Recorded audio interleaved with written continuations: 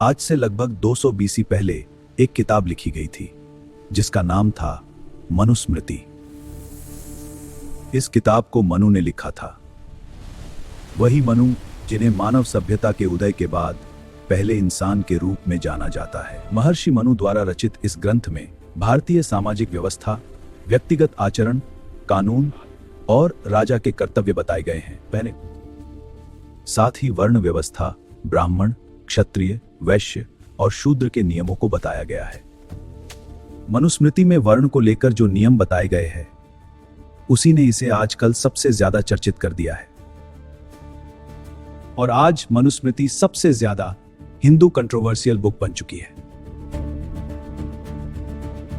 Claim किया जाता है कि कास्टिज्म, जातीय भेदभाव का कारण मनुस्मृति का वर्ण व्यवस्था वाला नियम ही है। आज के वीडियो में हम जानेंगे वर्ण व्यवस्था के बारे में। क्या कास्टिज्म का कारण मनुस्मृति है या और कुछ? अब हम बात करते हैं मनुस्मृति के अध्याय 1 श्लोक 31 की, जिसमें मनुष्य को ब्रह्म ने बनाया है, जिसमें ब्रह्मा जी के मुख से ब्राह्मण यानी जो शिक्षा और पूजा का कार्य करेंगे, भुजाओं से क्षत्रिय जो रक्षा और युद्ध का कार्य करेंगे, जंघा से वैश्य जो व्यापार, खेती और पशुपालन करे, और पैरों से शूद्र जो सेवा का कार्य करे। यानी यहां कहीं भी ये नहीं लिखा था कि ये नीचा है या वो ऊपर है। इसमें बस हर वर्ग के लिए कार्यों का विभाजन था ताकि समाज में कार्यों का संतुलन बना रहे। अब हम बात करें अध्याय 10 और श्लोक 4 की, तो वर्ण गुण और कर्म पे आधारित थे। यानी जन्म से कुछ तय नहीं था कि आप उच्च वर्ण के हो या निम्न वर्ण के। इस अध्याय में तो ये भी लिखा है कि कोई ब्राह्मण वर्ण का व्यक्ति गलत कर्म करता है तो वो निम्न माना जाएगा, और कोई शूद्र के कर्म ब्राह्मण समान होंगे तो वो ब्राह्मण माना जाएगा। तो मनुस्मृति में तो कहीं भी जाति का वर्णन ही नहीं है। यहां तो व्यवस्था कर्म आधारित थी। तो फिर सवाल उठता है, जाति आई कहां से? तो इसमें जो सबसे पहला फैक्टर है वो ये है कि लोगों ने वर्ण व्यवस्था को अपने हिसाब से मॉडिफाई कर दिया।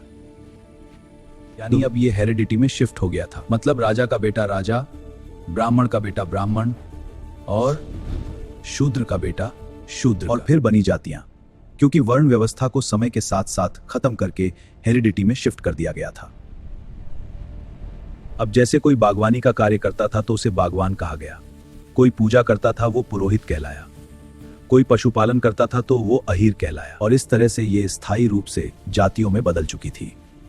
इन जातियों में वंश के आधार पर गोत्र बने, खाप बने, और यहां से शुरू होता है ऊंच नीच का भेदभाव, क्योंकि अब जाति स्थायी हो चुकी थी। अब ये कर्म आधारित तो थी, पर आप कर्म के हिसाब से दूसरे वर्ण में शिफ्ट नहीं हो सकते। जिनका कार्य कुलीन था, जिनके पक्ष में सत्ता थी, वो निम्न कार्य करने वाली जातियों के साथ भेदभाव करने लगे, क्योंकि अब हर जाति के पास बराबर हक और संसाधन नहीं थे। लेकिन उस समय भेदभाव का मतलब ये नहीं था कि उन पे अत्याचार किए गए, उन्हें पानी नहीं दिया गया। यहाँ भेदभाव का मतलब वैवाहिक संबंध और रिश्ते नातों से था, क्योंकि अब शादी उसी जाति में होती थी जिस जाति में जन्म लिया हो।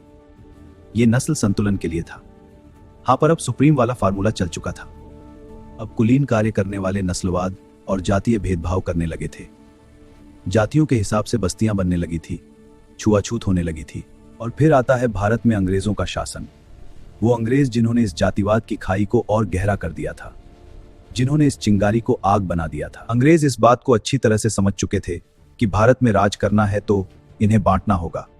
वो हिंदू धर्म में जाति का लूप होल समझ चुके थे। वो इस बात को जानते थे कि यहाँ लोग जाति व्यवस्था पे चलते हैं, और उन्होंने फिर अपनाया फूट डालो राज करो का फार्मूला। सबसे पहले उन्होंने 1871 में पहली जनगणना करवाई, जिसका मकसद था हिंदुओं में जातियों को गिनना। उन्होंने इसमें हर वर्ग को एक जाति में बांट दिया और कुल 4147 जातियां गिना दी। इस तरह उन्होंने लचीली जाति व्यवस्था को और ज्यादा कठोर बना दिया। उन्होंने जातियों के बीच वैमनस्य भावना को पनपाया। अंग्रेजों ने हिंदू ग्रंथों का सहारा लिया और 2378 नई जातियां बना दी ताकि हिंदू जातियों में टूट जाए।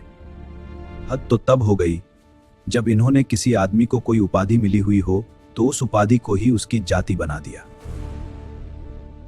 इन्होंने जानबूझ के उच्च पद पर ऊंची जातियों को बैठाया और छोटे पद पर निम्न वर्ग को और हवाला दिया मनुस्मृति का, ताकि समाज में असमानता आए और बदनाम ग्रंथ हो। तो अब आप ही बताइए, जातिवाद का कारण पूर्ण रूप से मनुस्मृति थी या अंग्रेज शासन?